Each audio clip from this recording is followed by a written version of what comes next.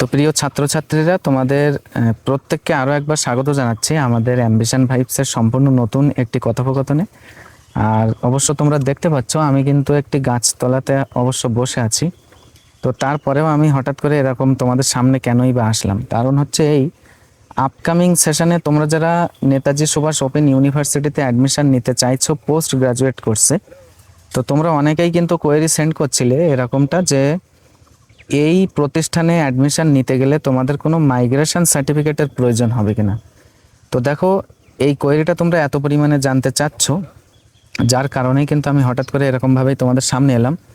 তো totally migration ব্যাপারটাই যে কি, এটাই যাদের কাছে অজানা, আমি আশাবাদী যে এই আলোচনা পর্বে তোমরা যদি ক্লিক করে থাকো তাহলে সমস্ত রকম ডাউট কিন্তু ক্লিয়ার হবে।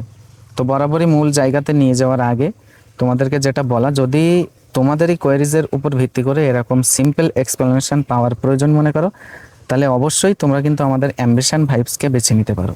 তো প্রথমত আমি তোমাদেরকে এটা ক্লিয়ার করি যে মাইগ্রেশন সার্টিফিকেটটাই কি। দেখো, মনে করো উচ্চ মাধ্যমিক পরীক্ষা তুমি পাশ করার পরে কলেজে অ্যাডমিশন নেবে, তো সেক্ষেত্রে আমাদের কি প্রয়োজন হয়? স্কুলের টিসি অথবা লিভিং সার্টিফিকেট, এটা প্রয়োজন হয়। তো ঠিক একটা টিসি বা লিভিং সার্টিফিকেট যেমন কাজ করে, একটা মাইগ্রেশন সার্টিফিকেটেরও কিন্তু সেম কাজ।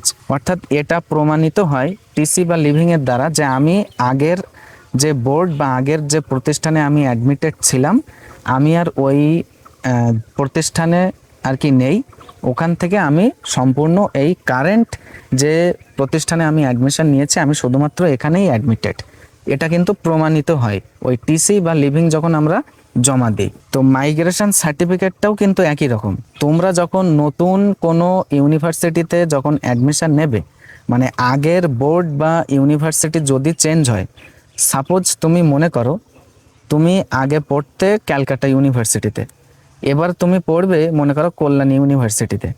তো সেক্ষেত্রে তোমার আগের ইউনিভার্সিটি ছিল ক্যালকাটা ইউনিভার্সিটি, আর এবার তুমি নিউ অ্যাডমিশন নেবে কল্যাণ ইউনিভার্সিটিতে, তো সেক্ষেত্রে তোমার ইউনিভার্সিটি চেঞ্জ হচ্ছে।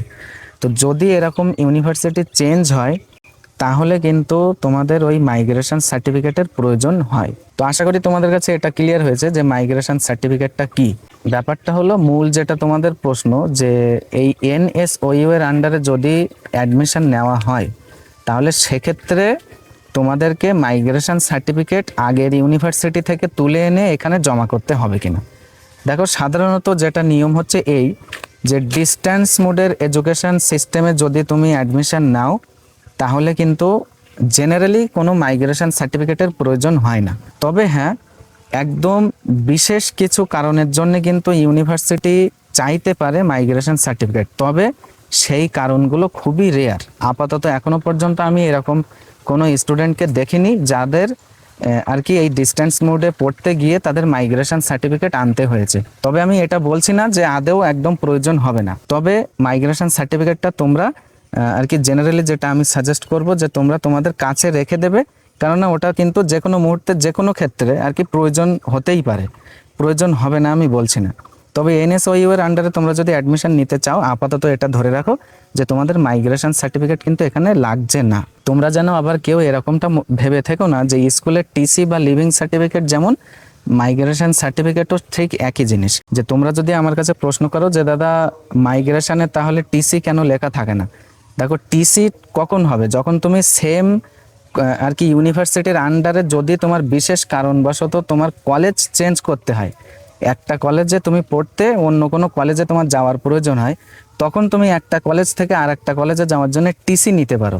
তবে এখানে কিন্তু মাইগ্রেশন ইস্যু হবে না। মাইগ্রেশন কখন ইস্যু হবে, তোমাদের মূল যে ইউনিভার্সিটির আন্ডারে পড়ছো সেই ইউনিভার্সিটির আন্ডারে যখন তোমার রেজিস্ট্রেশন ক্যান্সেলড হবে তখন কিন্তু মাইগ্রেশন ইস্যু হবে। তো এরপরেও যদি কোনো বিষয়কে কেন্দ্র করে কোনো কোয়েরি আর কি আমার কাছে পাঠানোর প্রয়োজন মনে করো, তাহলে আমাদের এই আলোচনা পর্বের ডেসক্রিপশন বক্সে কিন্তু আমাদের যে অফিসিয়াল হোয়াটসঅ্যাপ তার ডাইরেক্ট লিঙ্কটা দেওয়া আছে। তোমরা এনি টাইম নির্দ্বিধায় সেখান থেকে আর কি সরাসরি লিঙ্কে ভিজিট করে তোমাদের কোয়েরিগুলো কিন্তু আমার কাছে পাঠিয়ে দিতে পারো। তো প্রিয় ছাত্রছাত্রীরা, এতক্ষণ ধৈর্য সহকারে সাথে থাকার জন্য তোমাদের প্রত্যেককে অসংখ্য ধন্যবাদ জানাচ্ছি। দেখা হবে এরকমই নেক্সট কোনো একটি ইনফরমেটিভ আলোচনা পর্বের সাথে।